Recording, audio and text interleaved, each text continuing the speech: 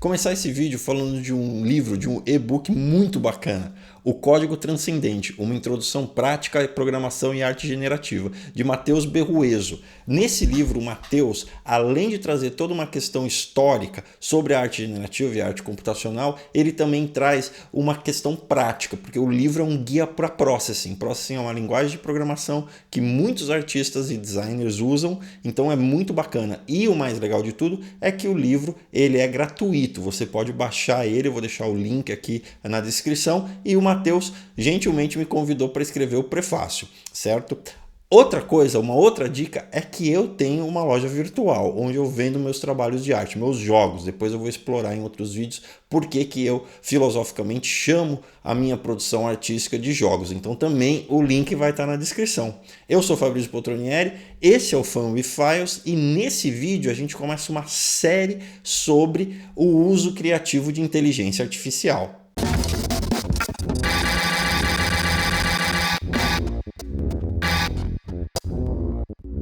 Esse é um vídeo introdutório sobre esse tópico, o tópico da inteligência artificial criativa, ou o termo em inglês Creative AI. Bom, inteligência artificial é um tema que está em todos os lugares, é uma coisa que está muito presente na vida das pessoas, mesmo que elas não percebam, né? Toda vez que você acessa uma rede social, que você checa a sua timeline, ou que você vê aquele stream de fotos, na verdade, isso é uma narrativa gerada algoritmicamente. É uma narrativa gerada por sistemas de inteligência artificial. O mesmo acontece quando você usa o seu celular e pergunta alguma coisa para Siri.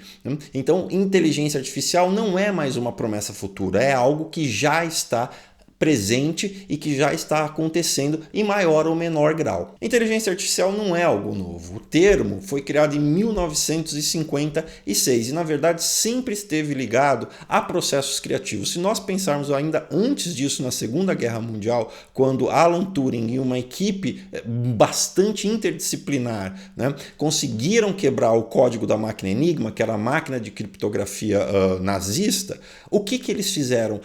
Eles fizeram, na verdade, um sistema extremamente lúdico para conseguir decifrar esse código criptográfico. Ora, então não é porque o termo inteligência artificial surgiu em 56, mas antes estratégias similares às que nós empregamos com inteligência artificial já eram utilizadas e sempre de uma forma muito criativa. Essa, na verdade, é a terceira onda de inteligência artificial, esse momento que nós estamos vivendo. O que aconteceu com as duas ondas anteriores? A primeira se deu na década de 1950, foi até ali a década de 70, muito dinheiro foi investido, né, nessa promessa da inteligência artificial, mas o que aconteceu foi que muito pouco foi entregue. Claro, quando a inteligência artificial começou, a ideia, que é o santo graal da inteligência artificial até hoje, é que a inteligência artificial se equiparasse com a nossa inteligência. Obviamente isso não aconteceu. O mesmo ocorreu na segunda onda, na década de 1980.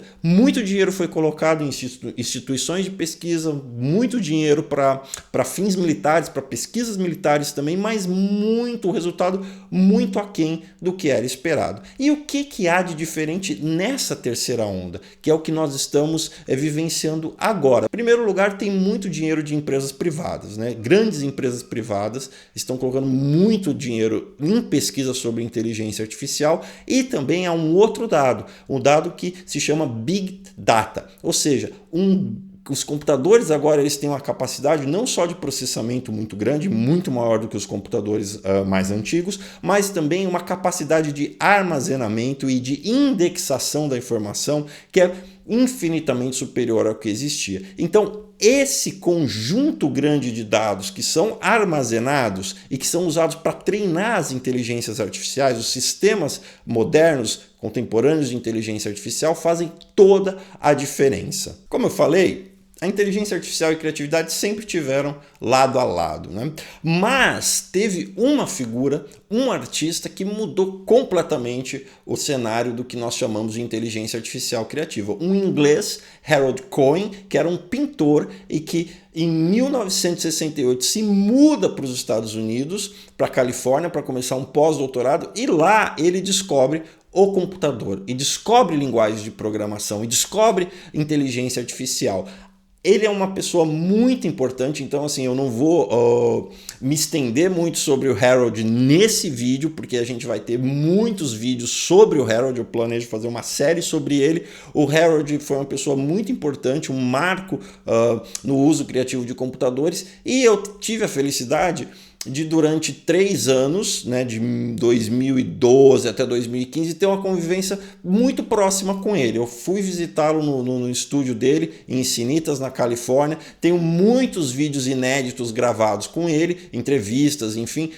Fui curador de uma exposição que também vai ter um vídeo aqui no canal um pouquinho mais para frente no Rio de Janeiro, uma mega exposição com 4 dos precursores da arte computacional, o Harold lá. Então, vai ter muita coisa, material inédito sobre o Harold aqui. E ele foi um pioneiro. Então, em 1973, ele inicia um programa chamado Aaron, né, que talvez seja o primeiro, assim, pelo menos que eu tenho notícia, programa destinado ao uso realmente criativo, ao uso consistentemente criativo de inteligência artificial no campo das artes. Se nós estamos falando de inteligência artificial criativa, nós temos que falar sobre criatividade também, o que é um tema bastante vasto, um tema bastante complexo e que eu não pretendo de maneira alguma esgotar nesse primeiro vídeo. Vai ser um tema também recorrente aqui nos nossos vídeos, mas é necessário nesse primeiro momento pontuar pelo menos o que eu entendo por criatividade, ainda que de uma maneira muito simples. Então,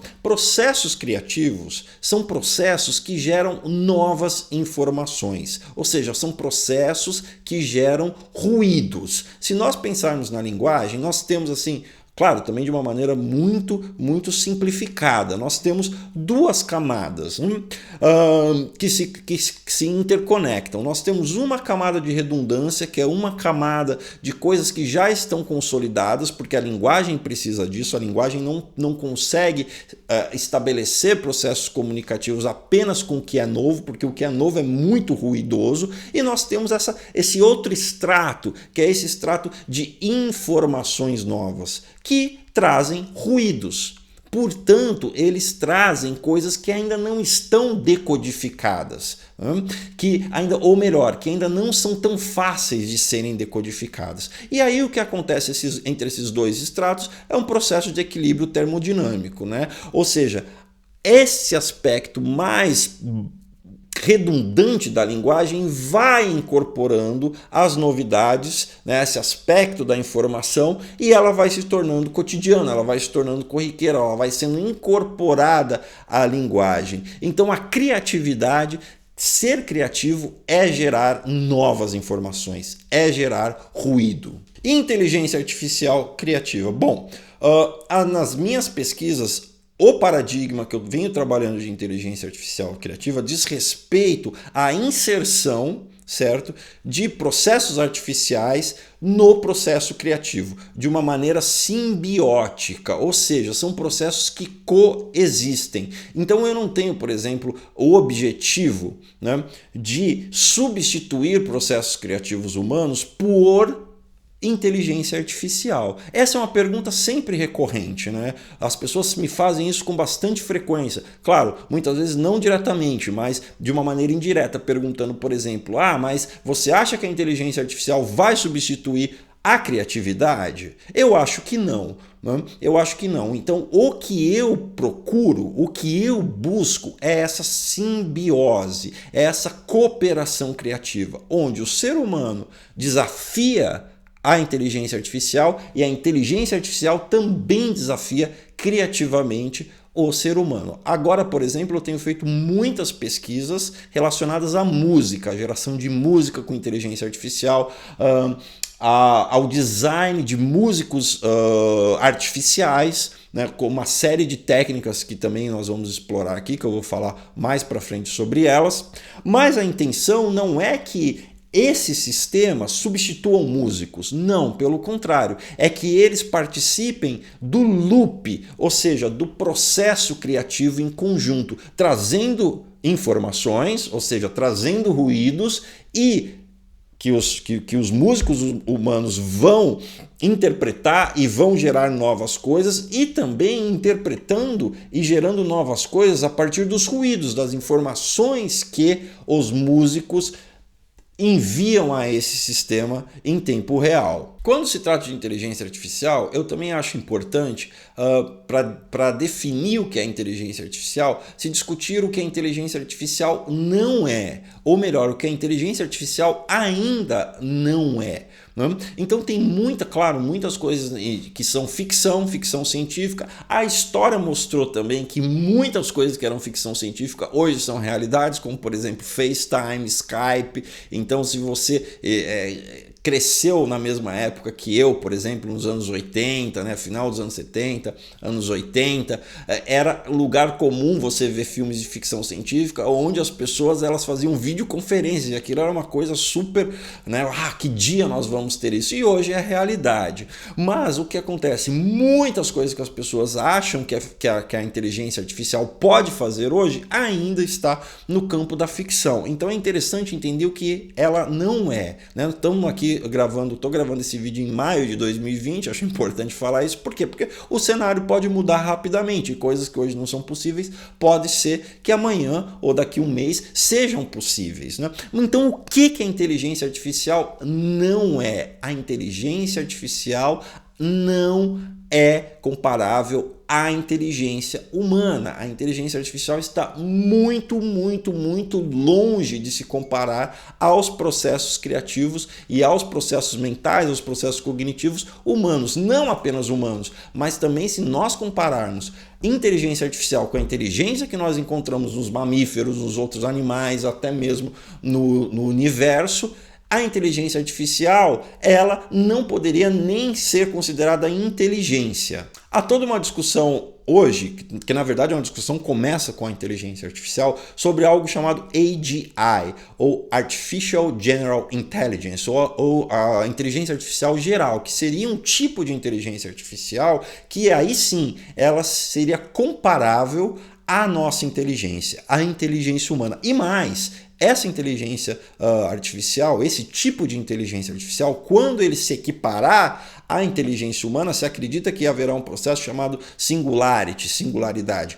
Ou seja, essa inteligência artificial, ela, além de se equiparar à nossa, ela vai, na verdade, extrapolar a nossa inteligência. Será uma super inteligência hiperconectada. Bom, esse é o tema de muitos livros. Muitos livros atuais, muitos livros têm sido publicados sobre AGI e Singularity nos últimos anos. O que acontece? Todos os autores não são só autores acadêmicos, né? Tem muitas pessoas da indústria escrevendo sobre esse tema. Todos os autores concordam que é apenas uma questão de tempo para que a inteligência artificial atinja esse nível, mas não com as tecnologias que nós usamos hoje. Será necessária a invenção de novas tecnologias. O que os autores discordam é o tempo que isso vai levar. Alguns autores colocam que provavelmente isso não vai acontecer num período de tempo de 200 anos, e alguns outros autores, mais otimistas ou pessimistas, depende do que vai acontecer, né, quando essa singularidade chegar, colocam que isso será possível em 20 anos. Bom, eu particularmente não creio que isso será possível em 20 anos, porque o que nós temos hoje, né, o que a inteligência artificial nos possibilita hoje é, na verdade, automatizar processos. Inteligência artificial hoje em dia significa, na 90% das vezes ou mais, automação. Inteligência artificial é muito bom para identificar padrões. Por isso que se você, né, conhece um pouquinho de inteligência artificial, deep learning, machine learning, ou se você começar a ler um pouquinho sobre isso, você vai se deparar sempre com a palavra treino. Temos que treinar as redes neurais precisam ser treinadas. O que isso significa? Significa que nós temos que fornecer padrões para essas redes para que elas possam nos dar respostas, correto? Então isso não se compara com a inteligência humana. Então, por exemplo, para uma coisa muito básica, né? Para uma rede dessas reconhecer, por exemplo, uma imagem de um gato, ela tem que ser treinada com milhões de imagens de gato. Ora, se a gente pensa, uma criança, 2, 3 vezes que ela vê um gato, ela não precisa ver bilhões de gatos para saber que aquilo é um gato. Então, inteligência artificial no estágio que nós estamos significa automatização de processos, correto? O que traz algumas implicações, né?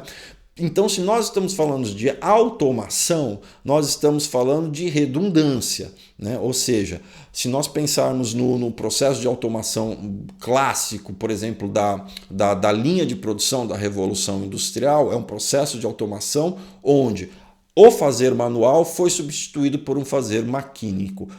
Com o quê? Com a eliminação de erros, ou seja, com a eliminação de informação, com a eliminação de ruídos.